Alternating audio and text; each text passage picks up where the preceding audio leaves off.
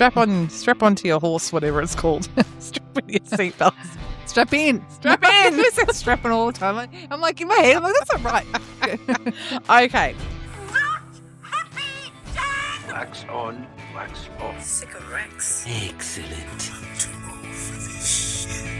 Hello, and welcome Midlifers with your host Fonz And Mez. And this is a weekly podcast where it's not self-help, but more help yourself to a smorgasbord of nostalgia, laughter, and a deep dive into the past. Welcome, Midlifers, to this week's show. Our first segment today is a midlifer moment, which I haven't had for a little while. The grass isn't always greener on the other side. And a who did it better battle of two huge divas of the 90s, Whitney Houston versus Mariah Carey. So let's dive in.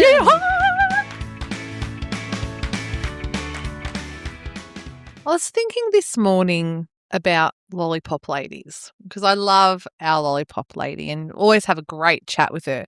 And consistently, since my son started school, always waving at her from the car. Consistently, nice. She'll always wave. Yeah. And it made me think of the lollipop lady walking to school as a kid. And I had this memory, in her pocket she had lollies, like the strawberries and cream lollies. Oh, okay. And once she gave them out to us as we were crossing the road. That's nice. Literal lolly lady. I know. I find that there was a stage where I would go earlier. This is last year, so before school pickup. So at the same time each day, I'd see the lollipop lady, like before the crowd, so I can have that conversation. But by the fifth day, like the conversation is just the same. We just talk about the weather, and I just sometimes just I like small talk. Yeah. But sometimes you just want to get on with your day. Yeah. But I think for retiree, that is a great job because it keeps you part of the community, keeps you out of the house. You've got routine. Yes, a bit of responsibility, but nothing too strenuous. So I could envisage both of us. Imagine if we were in the same section. We'd be yapping away to each other. We'd meet in the middle during the lights. Yeah. And go across the road. Oh, do they still use the whistle? Remember they have the whistle going beep beep? Our one does. I got told off by a lollipop man. Did you go before you were supposed to? Yeah, I didn't know because I was probably in my 20s and I was going for a jog in the morning. And I'm jogging and I stop at the crossing and he goes and he puts his lollipop in. I start jogging. And he goes to everyone, stop. He told both sides to stop. And he goes, you have to wait for the whistle. And I was looking and going, I've got my headphones in. I'm just jogging. I just kept jogging past him. And I'm looking at everyone staring at me and going, what is this etiquette that I have missed? Respect my authority. And I knew he lived near me. And every time I looked at his house, I was always angry at him. You embarrassed me. And I'm just like this little thing going for a jog. That was a bit much, but he has to set an example to the kids because the kids have to wait for the whistle. Oh, but come on. I was like a witch at the stake. How dare you? Speaking of witches and such, my brother started something last year where he would invite us over to his place to watch a scary movie. Mm-hmm. So I've got two older brothers and the only sort of time we get together just on our own is for these scary movies. And I used to love scary movies when I was growing up. This coincides with my love of roller coasters and rides. I used to love that sort of thrill of being scared until I became a mum or maybe a certain age maybe as well where I just can't handle it anymore. And with scary movies, if they're really gory or any of that sort of stuff, that's fine because it's not real. It's the sort of supernatural stuff, especially if it's based on a true story. The evil supernatural. Yes. I'm the same. I'm like, ooh, because I think I don't want to bring energy into our house. Yes. But I did. So I've never watched the movie The Conjuring. And then about a month ago, my niece was over. So she's the same age as my daughter. They're 14. And they go, we're going to watch Conjuring. But it was in the middle of the day. All the curtains were open. And so they had it on. And I was like, because we were open plan living, I was in the kitchen. Then I'd sort of come and watch for a bit and go back. And that's sort of I'm like, okay, it's not too scary. And I handled it. I'm like, okay, I can do it. So my brother said, I'm inviting my other brother over to watch a Conjuring, the new one. Would you like to come? And I said, originally I would have said, no. But now I think I can handle it. So I'll say yes. I might need to bring a nappy because I'll shit myself. And what I like about it is that when you're in that sort of relaxed environment, you can talk shit. So like when I'm scared, I'll be like, oh, what's going to happen here? I'm that type of person. So if you're in a quiet cinema, don't rely on me.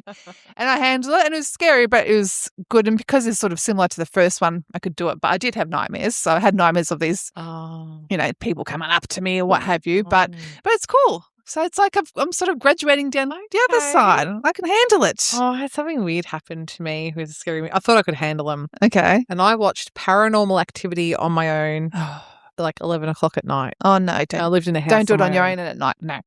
There was a piece in the movie where a door shut on its own. I remember thinking in my head, wouldn't it be funny if the door shut on its own? I turned behind me and the door shut. Oh, no. And I was like, what? And my dad always says there's always logic before supernatural. He's like, you always got to look logically. And I opened it and I sat back on the couch and it shut again. I'm like, okay. And I've put it down to must be the heater creating some sort of air pressure. Oh, yeah. And it never happened again. And now that I don't live there, I sold the house, but that happened. Yeah. And I've never forgotten it, and I still want to believe it was the air pressure. It's like I keep telling you something, but inside, like. So, yeah, like watching it by yourself at night while you live on your own in a big house, don't do it. No. Because the air pressure might get you.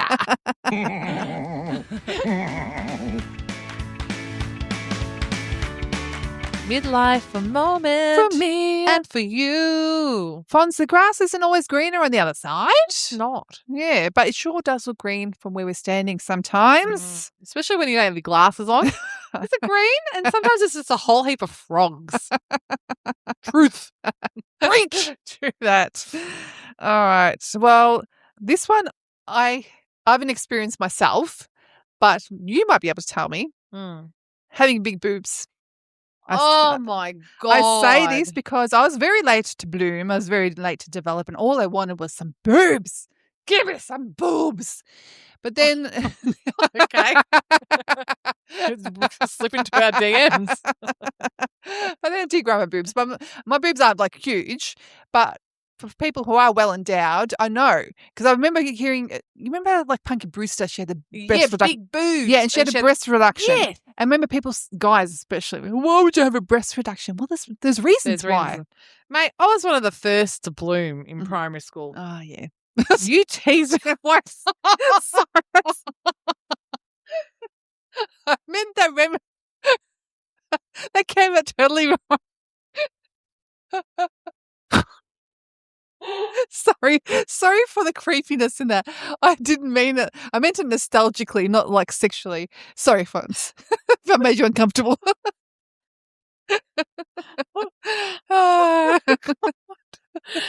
Anyway. So I was like, I think I was 10 or 11. I started blossoming. Oh, yeah. And and you teased me. Oh, did I? You teased me. And you did admit later it was because you were jealous. Yeah. But it was... sorry, Fonz. That's all right. I've gotten over it. I think I've been healed by your... Oh, yeah. But the thing about having big boobs and an early bloomer, especially as someone who was shy, it's embarrassing because you can't hide it. Your mum takes you bra shopping when you're like 10 and like she talks about it with all the aunties. Then you grow and people tease you for it because like, oh, here comes big boobs like out in the yard. Or when I went clubbing and I just wanted to dance and a guy purposefully would touch my boobs and it just didn't make me want to dance anymore. I just got really self-conscious. Yeah. It's like when you've got big boobs and probably little boobs as well, like people think it's okay to grab you, to talk to you, to tease you, to discuss it. Yeah. And it's like your content pretty much. Yeah. Well, that sucks, doesn't it? Well, it sucks, but there's also advantages to that, like being on my own side of the fence. And this is where the gratitude needs to come in, even if it's bare bones gratitude. At least I'm healthy. At least I don't know, they don't bruise my knees yet. And at the time I think, well, at least I can fill out certain types of tops. There's some tops, I wish I could wear. I always remember you saying you can wear strapless. Yeah. Yeah. You can't. Yeah. And even with the strapless bra, Yeah. it does nothing really. Maybe I'm speaking more from the 90s and 2000s, but it does nothing. Like, it doesn't hold you up. Yeah. So, So there you go. the grass ain't always greener, miss. Yeah. What about when having smaller boobs? As you said, you're a late bloomer. Like, I always wanted smaller boobs. Like, tell me about the grass on your side. The only time I remember it was kind of fun, this is before, so I think I was probably early 20s. So I was probably still like an A to B cup. I remember going out one night braless. Oh. And it was actually quite freeing because you still had a bit of movement, but not you know. And it felt quite liberating to actually be going braless. So that's nice. And the support, you know, you could do minimal support and you'd be fine.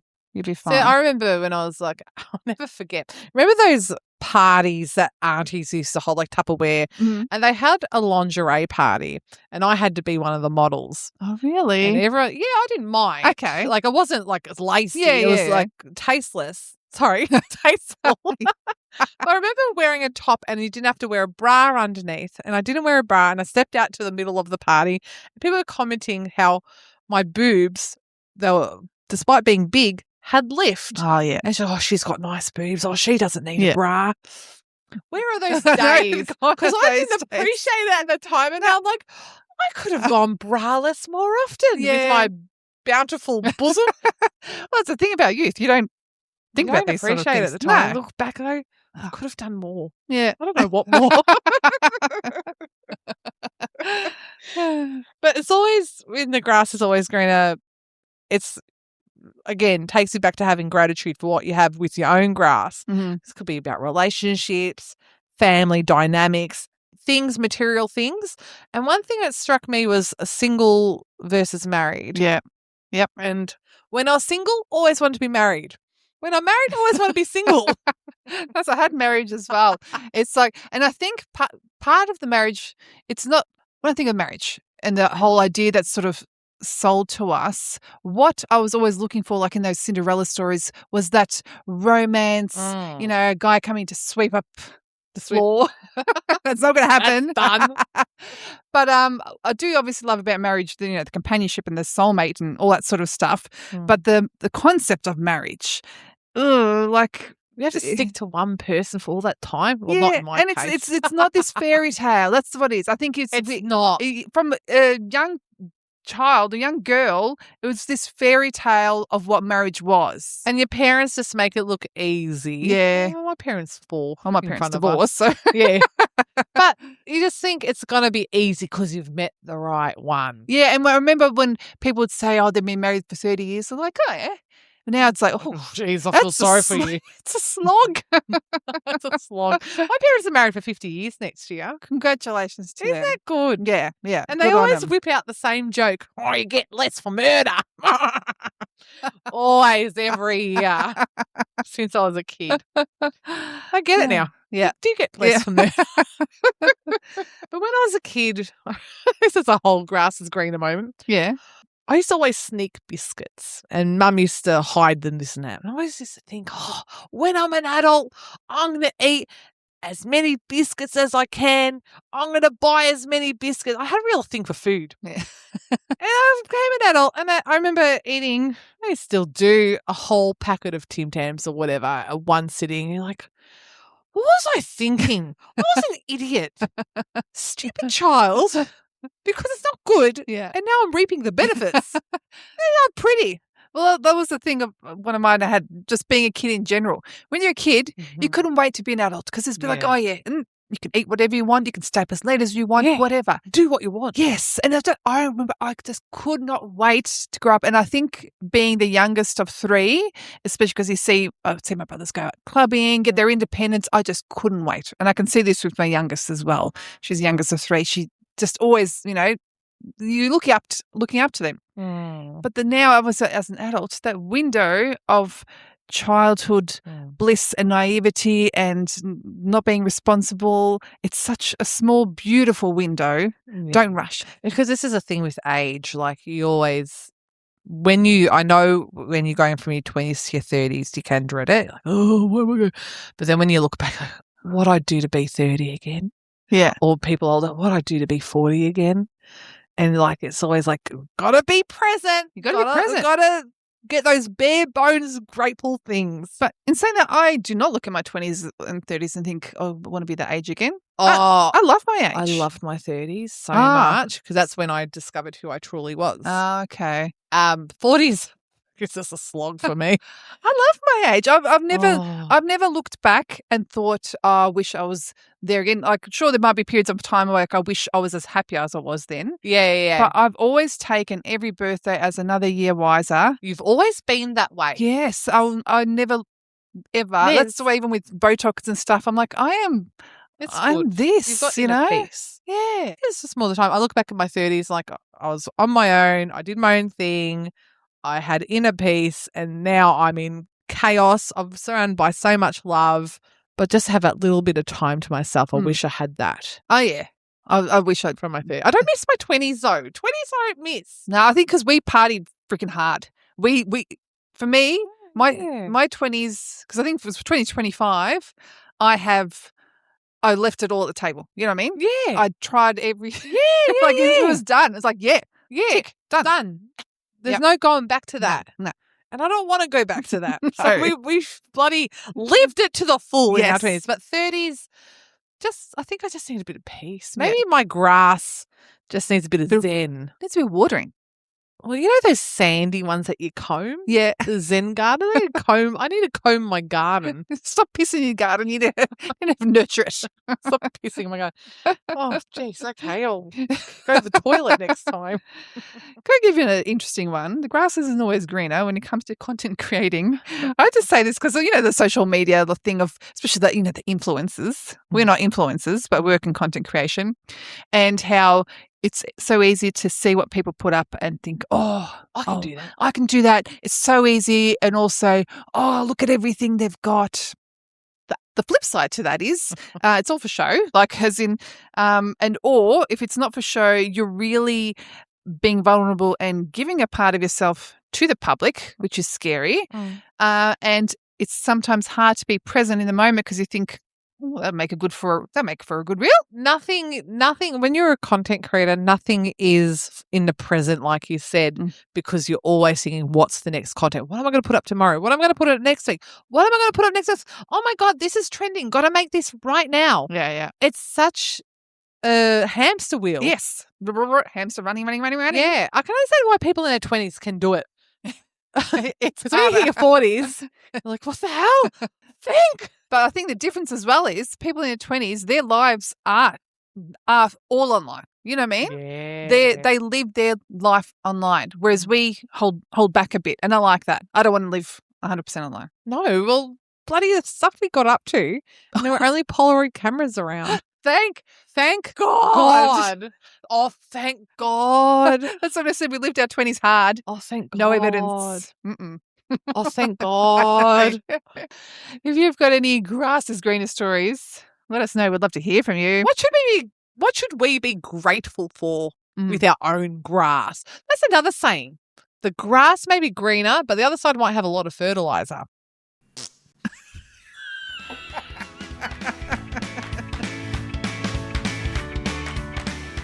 Who did it better? Battle! Ding, ding. Here's the thing. Here is the thing. On Mez, we've got two powerhouse women, vocals that can shoot us to the moon.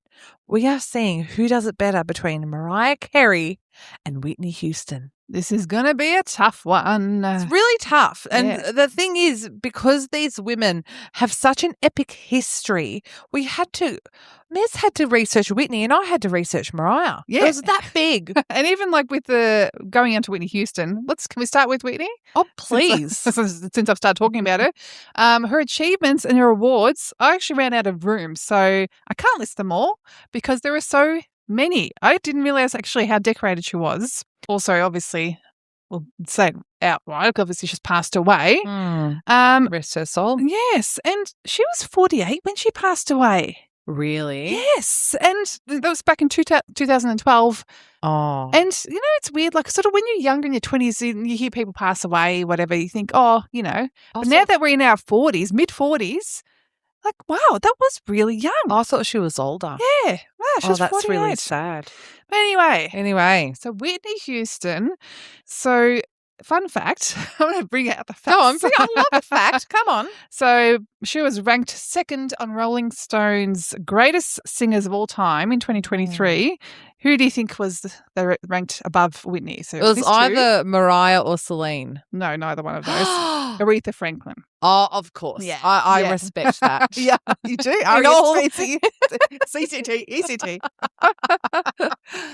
And so her mum was, her name was Sissy, and she was a award-winning gospel and soul singer. Uh-huh. And so, she obviously taught Whitney a lot. Her aunties were Dionne and Dee Dee Warwick. Aretha Franklin was her, not really godmother, but she was in her life. So, and she started singing the church choir at 5 years old. Singing royalty. Yes. So she was surrounded by music. She was trained by the best. And so, it's inevitable that she had this wonderful, wonderful voice. But when she sang back up with in her mum's band and sort of started getting attention. But her parents said, hold your horses until you finish high school. And in the meantime, I didn't know this, but she actually got scouted as a model. So in 1980, she was actually on the cover of 17, and she was in spreads in Glamour and Cosmo. Wow. I didn't actually know this. I did not know this. Yes, but she's gorgeous. She is gorgeous, but I think I've only ever heard of the singing stuff. Yeah. And so then after that is when she signed with Clive Davis and, things started happening. So her first album, which is called Whitney Houston, which debuted in 1985, it was number one for 14 weeks, which is the longest run for a female debut in history. So considering that was back in 1985, she still holds that record. God. Yes. So some of the songs from that album were How Will I Know? How Will I Know He Really Loves Me? Love it. And The Greatest Love of All. Oh, God. That song still tugs at my heartstrings. Yeah, and I think it's that line, no matter what they take from me, they can't take away my dignity. Because the greatest love of all. Apologies. You're going to be getting some singing. We're not Whitney or Mariah, but you'll be getting some singing. And then she followed up her next album with I Want to Dance. I want to dance with somebody. And this is actually the first memory I have of her was singing on this music show played in Australia in the 80s. I don't know if it's Gold Train or something like that. Do you remember this? Solid Gold? Solid Gold. Yes. Yes. We used to have that on the TV. Yeah. On a Saturday. Yes. And we went to Denny's afterwards. That's my memory of Solid Gold. Solid Gold. Yeah. Solid Gold and Denny's. Oh. Anyway. But yeah, I have that memory of her. And I think even that film clip and her hair all up. Oh, yes. Yeah. Dance somebody. I think my parents had the vinyl of that. Oh, I believe it. I remember it. I believe it. The main one I remember from Whitney, so yes, I Want to Dance with Somebody, but her peak thing for me growing up in 1992, The Bodyguard.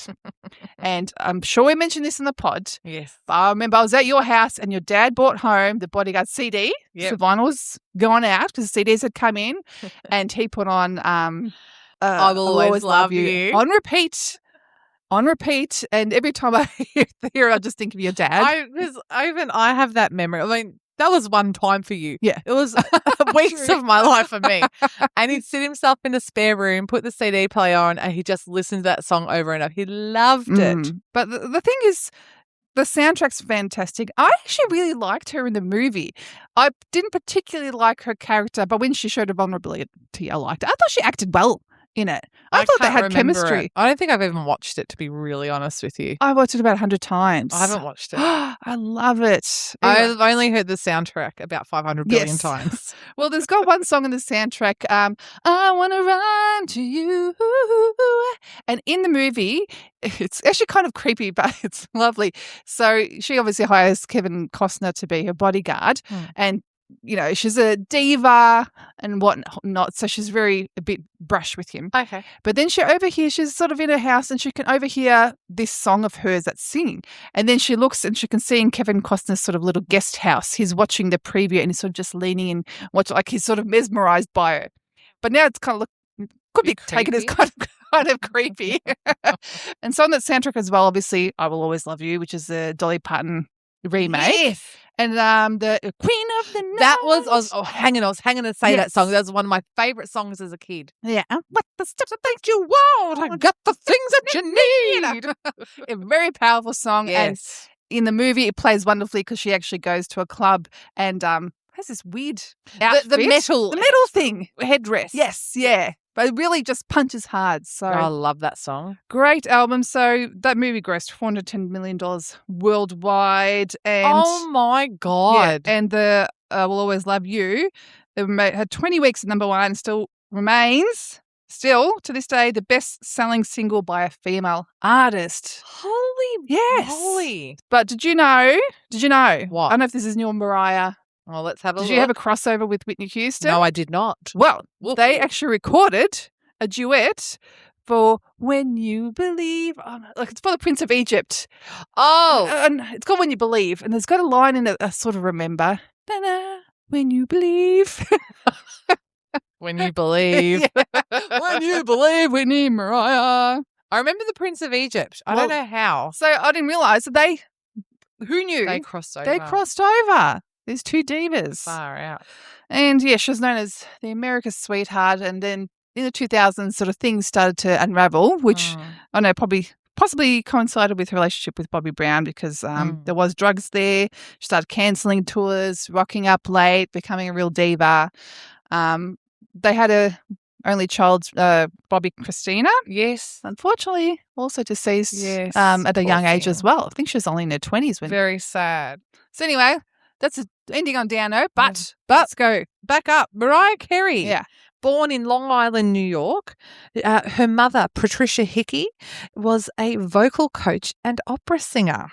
See, I reckon if you and I had families or mums that could sing or So if you and I had different genetics, yes, we could be singers. So the great thing about Mariah, she is an alto and a soprano. She has a vocal range of 5 octaves. Mhm. Now, we know piano, but if you don't, an octave is 8 notes. 7. 8 octave. No, it's 8. 7. No, it's 8, Ms. A, B, C, D, E, F, G. 7. It's got to be 8. It's octave. It's 7.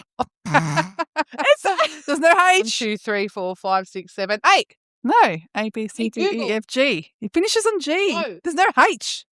8 in an octave because you go up to the fucking. All right. This is why we're not famous. Anyway. Well, I actually forgot to point out this because I knew everyone knows Mariah can sing like high. And the difference between, I feel like Mariah and Whitney's more of the powerhouse. Like she can belt it out, whereas Mariah can belt it out too, but she's more known for the. She's known. That's why. Okay. High and low. Ms. Carey. She's known for whistle notes. That's what they're called. We're going to talk about her first song, Vision of Love. Mhm. Strap onto your horse, whatever it's called. Strap in your seatbelts. Strap in. I say strapping all the time. I'm like in my head. I'm like, that's not right. Okay. So her demo song, Vision of Love, she sent that to Tommy Mottola on a cassette. Mm-hmm. He played that on the back of the limo, did not even finish the song and went to find her. That was her first number 1 song, her first Grammy. She was only 20 years old. Really? Is that how young she Yep. was? I remember that. I remember the film clip and her curly hair there. And I had a vision of, that was given to me. But in a much more beautiful way. And I remember she had this simple black dress single microphone. It was all her. Yes. Going also, I don't know if you've got this in your notes, because there's vision of Mariah, I don't know if it's before she released her debut song or not. Yeah. There's an NBA basketball game and the players were all stunned because she sang the national anthem. And you see, the players just listen to the anthem, but they're all like, who is this? Do you know what? Because unless you're an opera singer, this sort of vocal range or whistle notes are not in the mainstream. They're not in the Billboard Top 100. Mm-hmm. And so that's why she was so different. Yeah. And stood out. She can sing. Yes. So she released Music Box in 1993, Daydream in 1995. Both sold 10 million copies. During that time, she also released All I Want for Christmas Is You. However, that only reached the Billboard Top 10 in 2017. And is only now the most popular Christmas song of all time. That makes sense because I don't really remember it much back then. I remember it now. Yeah. So she divorced Tommy Mottola, and that's when she released her Butterfly album. And it was more sexual, more feminine. I called it Sexual Carey. Because I remember being in high school and having the memory of the girls loving Mariah. Yeah. And she's in a field with her denim shorts. And I didn't like it. Was this like Honey? Is Honey there? Or was it? No, I was talking about, I think I was thinking about Dream Lover. Yeah. But is Honey off that album or was it a different one? Because I didn't read about Honey. Maybe I feel like her singing, I know you said she changed, right? But I loved her powerhouse vocals. So when she changed from that to like Dream Lover and Sweet Like Honey, Mez, sing. I feel the same. Yeah, you've got these wonderful chops. Use them. I love chops. Yeah. But I think that's why I didn't really like her when I was younger, because it was quite airy-fairy singing. Yes. And we saw her with her whistle notes, with her ability to sing. And it was all about, like, if you've got that wonderful voice, use it. Singing. We want to hear the vocals. Yes. What about her movies, Mez? Movies. She had Glitter in 2007, didn't go so well. No, soundtrack did not go so well. Mm-hmm. But then she was in Precious 2009 as the social worker, and that brought her back up. Oh, okay. With acting chops. Yep. That's a huge, such an emotional film. It's one of those movies I could only watch once. That's why I think I never watched it, because I knew that it was quite intense. Oh, anyway, we won't go into that. Do you know what Mariah calls her fans and her friends and her family? Mariah, the Mimmies. I don't know. Lambs. Lamley. There is a website called lamley.com. Oh, really? Where all her fans connect. Okay. I wouldn't like to be a lamb. Me neither. It's a lamb roast Mimmies. Lamb to the slaughter. I was thinking like lamb, rosemary, mint jelly. Yeah, it's yummy, but I don't want to be that. I don't want to be a lamb. That's right. I'm too sinewy. I'm mutton.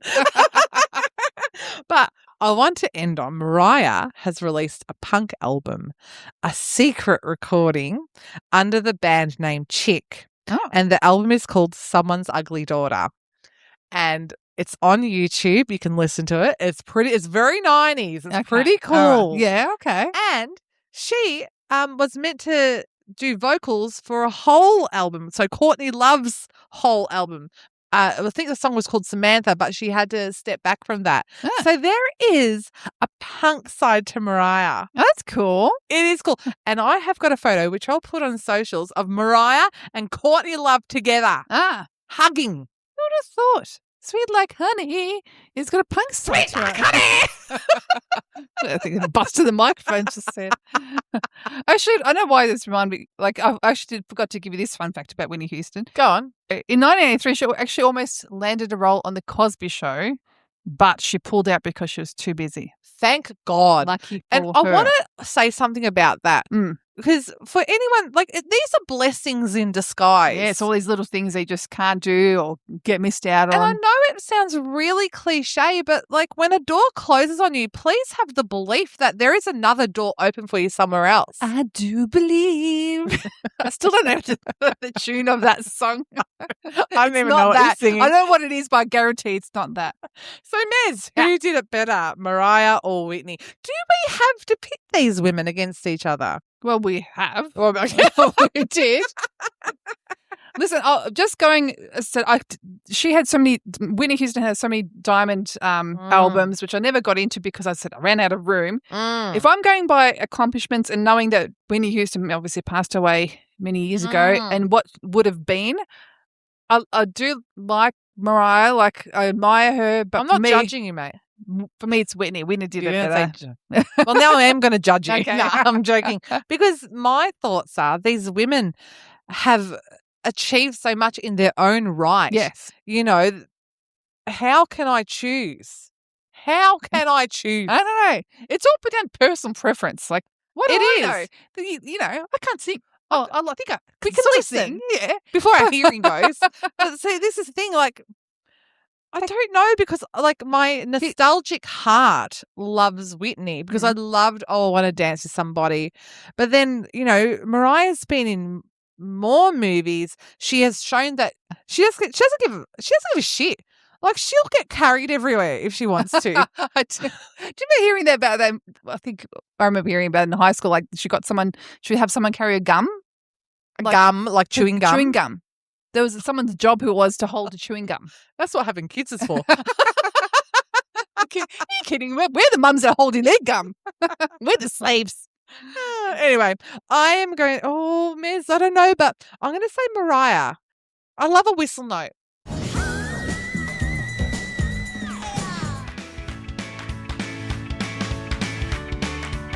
What an ep. What an episode. And if you've got any thoughts on any of our Who Did It Better battles or midlife moments, anything you want to contribute, please DM us so we can include you in the episode or, you know, in the show notes, got a link to our speak pipe. Leave a voice message. Love a voice note. But a whistle note and a voice note. I love a note. Follow our socials. Listen to the pod. Bit of speak pipe if you want. We're here. We're here. We're here to accept you. Thank you very much, and we'll see you next week. See you next week. Bye.